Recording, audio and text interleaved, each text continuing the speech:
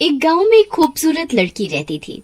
उस लड़की का नाम सुमिता था। वो गांव में सबसे सुंदर लड़की थी। सब उसकी मुस्कुराहट की बहुत तारीफ करते थे। जो कोई भी उसे देखता था तो देखता ही रहता था। लेकिन सुमिता बाहर से तो सुंदर थी, पर अंदर से बहुत बुरी। उसे अपनी सुंदरता पर बहुत घमंड था। वो सारी गांव की लड़कियों को चिढ़ाती थी क्योंकि वो उन सबसे ज्यादा सुंदर थी। एक दिन सुमिता अपनी मम्मी के साथ अपनी चाची के घर गई, जो उसके घर की 2 गली छोड़कर था। अरे देवरानी जी, सुमिता आओ अंदर, मैं तुम्हारा ही इंतजार कर रही थी। सुमिता अपनी चाची के घर के चौक में चली जाती है और दीवार पर लगे आईने के पास जाती है और खुद की खूबसूरती को निहारती है। अचानक से आईने में उसे एक काली सी लड़की दिखाई देती है और डर कर चिल्लाती है, आह! फिर जब वो पीछे मुड़कर देखती है तो उसे पता चलता है कि वो उसकी चाची की बेटी फुलवा है। ओह, तो तुम हो। तुम्हारी बदसूरती ने तो मुझे डरा ही दिया था। ओह, माफ कर दो, मैंने तुम्हें डरा दिया। अरे, नाम तो तुम्हारा फुलवा है, तुम्हारी शक्ल कांटे जैसी क्यों है? तभी पीछे से सुमिता की चाची सुमिता और फुलवा को बुलाती है। अरे देवरानी जी, अब तुम ही बताओ, मैं अपनी लड़की की शादी कैसे करूं? कोई लड़का इससे शादी करना ही नहीं चाहता। अब हमारी किस्मत तुम्हारी जैसी नहीं जो सच में फूल जैसी बेटी पैदा हो। अरे नहीं नहीं, ऐसा नहीं बोलते, इसकी शादी जरूर होगी। हाँ, शादी होगी भी कैसे? इतनी बदसूरत लड़की से शादी करके कोई अपनी जिंदगी थोड़ी न बर्बाद करेगा।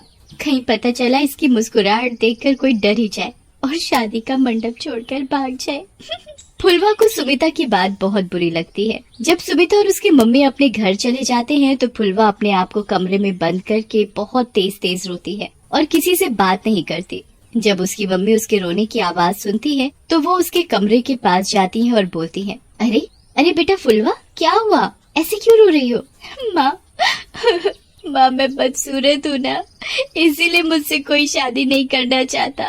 ये बदसूरती मेरे लिए सबसे बड़ी परेशानी है और मेरी मुस्कुराहट देखकर तो कोई भी डर जाता है। अरे बेटा, ये तुझे किसने कहा? ऐसा कुछ भी नहीं है, मुझे ये सब सुमिता ने कहा, और वो तो बहुत सुंदर है ना, और तेरी मुस्कुराहट बहुत गंदी है। फुलवा की माँ को ये सुनकर बहुत बुरा लगता है और वो रोते रोते अपने कमरे में चली जाती है। अगले दिन जब फुलवा की माँ फुलवा के कमरे में जाती है तो देखती है कि फुलवा कहीं नहीं है।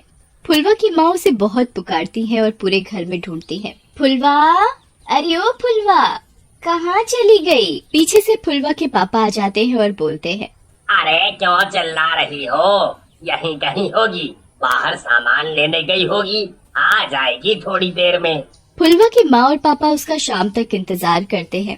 फिर तभी फुलवा का भाई मम्मी पापा के पास आकर बोलता है, मम्मी पापा, मेरी बात सुनो, देखो मुझे फुलवा के कमरे से फुलवा की चिट्ठी मिली है। फुलवा की मम्मी उसे वो चिट्ठी पढ़ने को बोलती है। माँ, मैं फुलवा, मैं ये घर, ये शहर और ये दुनिया छोड़कर जा रही हूँ, क्योंकि मैं समझ चुकी हूँ इस दुनिया में बदसूरत लोगों की जगह नहीं है। मेरी मुस्कुराहट से लोगों को इतनी दिक्कत है, मुझे नहीं पता था, इसलिए मैं जा रही हूँ। अलविदा माँ, पापा और भाई। फुलवा का परिवार इस बात से बहुत दुखी हो जाता है।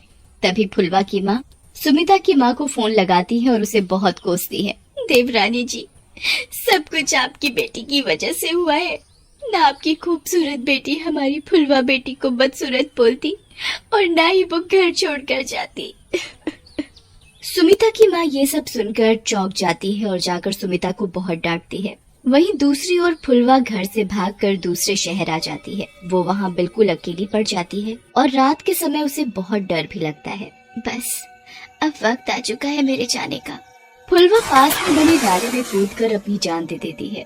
फिर थोड़ी देर बाद वहीं से एक लड़की जा रही होती है। वो अपना ऑफिस का काम करके आ रही होती है। वहीं पास में एक रेलवे स्टेशन होता है। वो लड़की वहाँ रेलवे स्टेशन के बेंच पर बैठकर रेल का इंतजार करती है। तभी उसे पटरी के सामने वाले प्लेटफॉर्म पर एक लड़की दिखाई देती है, जो उसे अजीब तरीके से घूर रही होती है। वो उसे नजरअंदाज कर देती है और अपने फोन में देखने लगती है। वो एक बार फिर वहाँ देखती है पर लड़की दिखाई नहीं देती, और जब वो अपने दाईं तरफ देखती है तो थोड़ी दूर पर वो लड़की खड़ी होती है और उसे घूर रही होती है।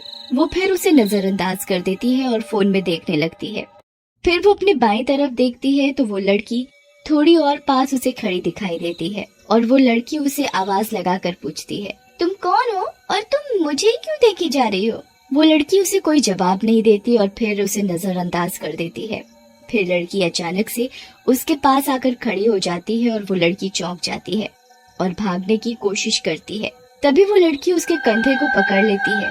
जब वो मुड़कर देखती है तो वो इस लड़की की मुस्कुराहट देखकर डर जाती है। उस लड़की की मुस्कुराहट बहुत डरावनी और लंबी होती है और वो लड़की उसे मार देती है। फिर वो उस लड़की के शरीर में घुस जाती है जो पूरा खून से लिपटा होता है। वो डरावनी लड़की फुलवा की आत्मा होती है जिसे खूबसूरत लड़कियों से सख्त नफरत होती है। एक बार वो चुड़ैल रात को जब किसी लड़की को मारने के लिए ढूंढती है तभी उसे एक लड़का देख लेता है जो दिमाग से थोड़ा पागल होता है पर सबके सामने साधारण तरीके से व्यवहार करता है। जब वो उस चुड़ैल को देख लेता है तो उसे उस चुड़ैल से प्यार हो जाता है। वाह, कितनी सुंदर चुड़ैल है, पूरा शरीर खून से लिपटा हुआ, लाल लाल आंखें, पहले पहले बाल, बड़े बड़े नाखून। मैं तो इसी से शादी करूंगा। लड़का अपनी जान की परवाह ना करते हुए उसके पीछे जाता है। तभी चुड़ैल को पता चलता है कि कोई उसका पीछा कर रहा है और वो पीछे मुड़कर देखती है। तभी वो लड़का छुप जाता है और चुड़ैल को लगता है कि ये उसका वहम था। फिर वो आगे बढ़ जाती है। फिर वो लड़का उसका पीछा करता है और चुड़ैल को बुलाता है। सुनो, जरा मेरी बात तो सुनो, मुझे तुमसे कुछ कहना है। जब चुड़ैल ये शर्माती हुई आवाज सुनती है और वो भी किसी लड़के की, तो वो रुक जाती है और पीछे मुड़कर उस लड़के के पास जाती है। तुम बहुत सुंदर, मैं तुमसे शादी करना चाहता हूँ, क्या तुम मुझसे शादी करोगी? हाँ, मैं तुमसे शादी करूंगी। लड़का चुड़ैल को अपने घर ले जाता है।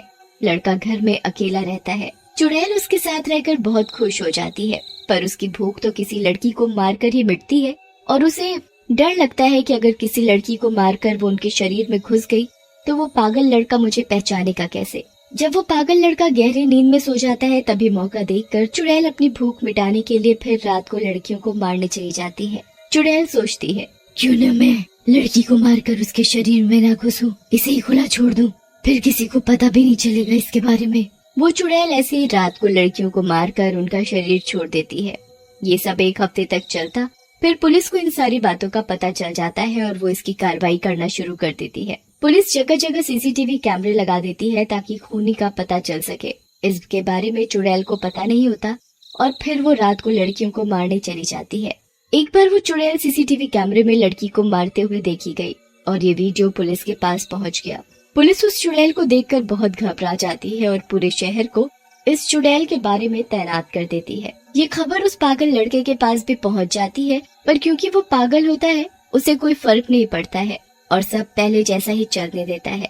और दूसरी ओर पुलिस चुड़ैल को ढूंढने में जी जान लगा देती है। शहर के लोगों से इस बारे में पूछती है। जब चुड़ैल को ये पता चलता है तो वो सोचती है, अब तो मुझे और तैनात रहना पड़ेगा क्योंकि अगर पुलिस को मेरे बारे में पता चल गया तो आगे मेरे साथ क्या होगा वो मुझे भी नहीं पता। चुड़ैल इससे बहुत सावधानी से शिकार करती है और लड़कियों का चुड़ैल की बात की वजह से भी बाहर निकलना बंद हो जाता है, जिसकी वजह से चुड़ैल किसी का शिकार नहीं पकड़ पाती और उसकी भूख और बढ़ती रहती है। जब पुलिस ये बात समझ जाती है तो वो किसी उपाय को सोचने लगती है ताकि वो चुड़ैल को हमेशा हमेशा के लिए खत्म कर सके। फिर पुलिस को एक उपाय सोचता है जिससे वो आधी रात को एक लड़की का असली दिखने वाला पुतला रास्ते पर रखे बेंच पर बिठा देती है, जिससे ऐसा लगता है कि कोई लड़की सचमुच वहाँ बैठी है। फिर पुलिस वहाँ पास में छुपकर नजर रख रही होती है। उनके हाथों में बंदूक भी होती है। जब चुड़ैल थोड़ी देर बाद वहाँ आ जाती है तो उसे लगता है कि वहाँ कोई लड़की बैठी हुई है और वो वहाँ उसे मारने के लिए चली जाती है। जैसे ही चुड़ैल उस लड़की को मारने पहुँचती है पुलिस अपनी बंदूक से उस पर वार कर देती है। पुलिस उसके ऊपर 10-12 गोलियां चला देती है जिससे वो चुड़ैल मर जाए क्योंकि वो एक लड़की के शरीर में होती है। पर पुलिस सिर्फ लड़की के पहने हुए शरीर को मार पाती है, चुड़ैल को नहीं। चुड़ैल फिर भी जिंदा रहती है। फिर उन पुलिस वालों में से एक पुलिस वाला माचिस से आग लगाकर चुड़ैल के ऊपर छोड़ देता है, जिससे चुड़ैल हमेशा के लिए मर जाती है। जब उन पुलिस वालों को उस पागल लड़के के बारे में पता चलता है तो वो उसे पागल खाने भेज देते हैं।